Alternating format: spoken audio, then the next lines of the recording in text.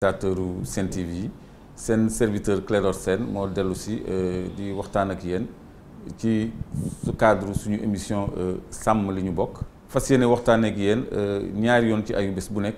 ci lépp lu jëm ci suñu ressource minière maanaam koom-koom bi meññ biy génn ci biir suuf si tey nag suñu numéro bi dañ ciy waxtaane oru Sénégal ci njëlbeen ba léegi indil leen ci ay tegtal ak ay leeral. or bu Sénégal la ñuy waxtaanee Clédor comme ni nga ko waxee Sénégal kañ la commencé exploiter li nga xam ne moom mooy or. waaw Sénégal avant muy exploiter dañu saytu or bi ba pare depuis les années 70 la ñu mettre en évidence maanaam la ñu firndeel ni Sénégal am na potentiel bu yaatu ci or ci région Kédougou bi yëpp donc muy Sénégal oriental muy Kédougou ak Tamba la woon donc Sénégal oriental yëpp. Gisement or la boo xam ni dafa xaw a dëppoog li feeñ Ghana li ñu tuddee la Gold Belt la ceinture de l'or donc xeer yi am foofu yàggaay gi mu yàgg ay précambrien la dafa wane ni foofu am na minerais yu bëri même yu bokkul ak or yu fa nekk donc Russie ñoo njëkk a mettre en évidence potentiel boobu ci gannaaw gi français yi BRGM bureau régional de la géologie et des mines bu France nga xam ni moom moo doon teg loxo ci alalu Afrique yépp ci wàllu mine ak géologie moom aussi defoon na ay saytu ay recherche ba gis ni effectivement Sénégal oriental yépp potentiel aurifère potentiel ci or bu jéggi dayoo moo fa nekk bu méngoog li am Ghana te ñun mosuñu exploiter suñu bos donc am na ay sociétés yoo xam ne amoon nañu ay licence d'exploration sociétés yu yàgg yu fi jiitu la Barrick Gold kooku moo doon première société mondiale ci wàllu or Ashanti Gold ak société yu bëri amoon na sax benn société de droit sénégalais bu ñuy wax Exim Cor nga xam ni suñu benn compatriote Mohamed Anne moo ko amee woon te gestion am sax amoon na ci ay tolof parce que am na ay jamono ñu arrêté ko woon aéroport ak 40 kilos d'or yu mu doon génnee. donc loolu day wane rek ni or bi dañ ko daan exploité di ko rawale bitim réew. nan lañu mën a arrêté ki nga tudd sànq muy Mohamed Anne alors que moom am na permis d'exploration. très bien moom effectivement amul woon permis d'exploitation mais permis d'exploration la amoon mais terewul ci permis d'exploration boobu dafa daan génnee or dafa daan exploiter or parce que dafa déclaré woon ni 3 kilos d'or lay exploiter par jour. alors qu'en réalité plus de 10 kilos la doon exploité par jour loolu juróon sax problème digganteem moom ak ministre des mines et de l'industrie ba woon muy Alassane Diallo Ndiaye bi nga xam ne dafa arrêté woon travaux yi ni moom warul exploiter parce que amul permis d'exploitation fekk moom extrairoon na 80 tonnes de minerais boo xam ne dafa pare woon pour traiter ko ba mu juróon inspection sax Alassane Diallo Ndiaye ñëw sur le terrain ak directeur de cabinet ba woon muy Souti Touré pour xool ndax stock boobu kenn laalu ko ñëw inspecté ko scellé ko léegi nag loolu dafa indi woon sax problème parce que Mohamed Anne boobu protégé jabaru njiitu réew ma woon la Elisabeth Diouf ak Habib Thiam mi nga xam ni xaritu Abdou Diouf la woon donc ci gannaaw gi la ñu dindi Alassane Diallo Ndiaye ci ministère bi daal di indi rakku Abdou Diouf muy Maguette Diouf mu mujj nekk ministre des mines et de l'énergie donc kooku moo régulariser sax dëng boobu parce que moo permettre finalement Mohamed Anne muy exploiter sans que état wax ko ni yow amoo permis d'exploitation mu defal ko këyit boo xam ni may na ko muy exploiter oru Sénégal muy dem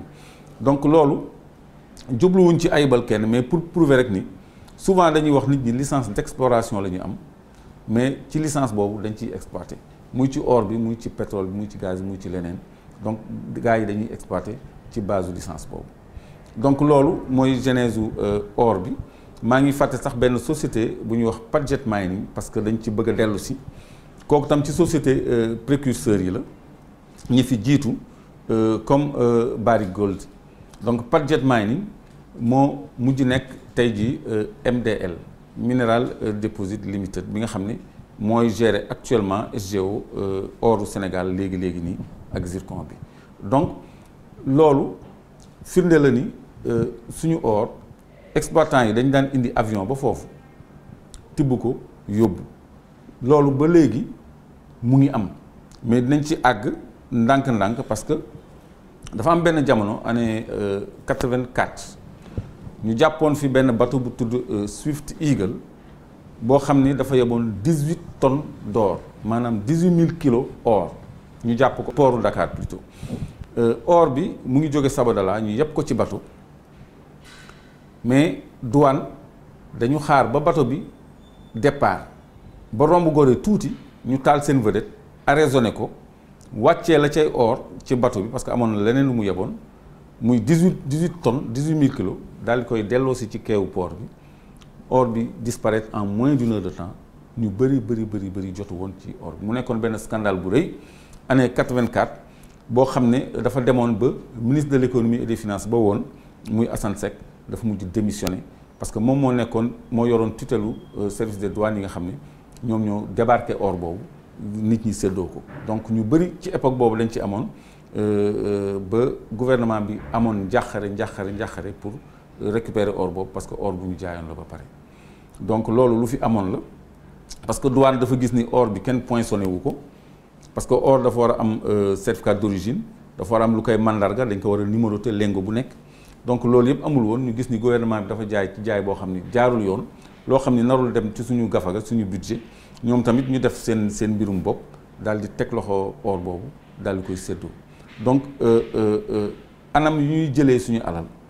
ñaaw boo xam ne nit ñi njortuñu sax loolu ci jamono ji nag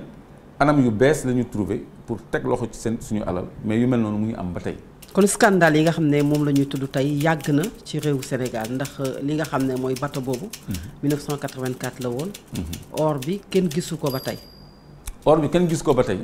mais ñi ci jotu xam nañ leen xam nga doo bëgg di tudd tur mais gis nga bi scandale boobu amee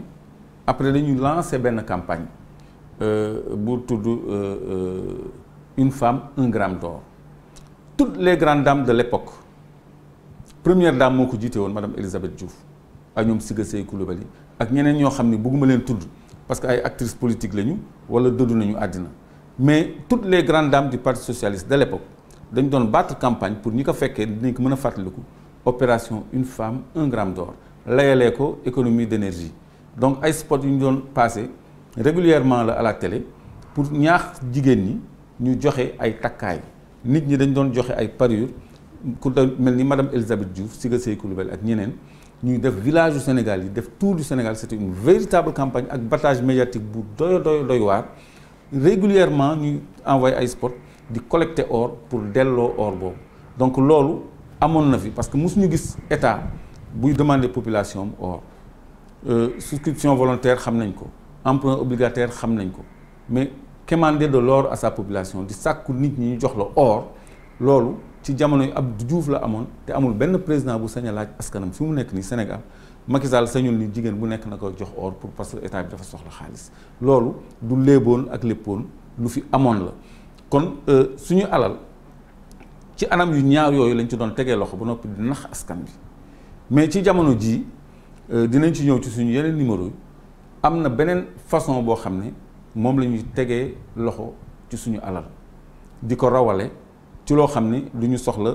jël lengo yi brut parce que ña jëloon lengo yi dañu amoon sax problème pour jëfandikoo ko parce que bu ñu ko fekkee sa loxo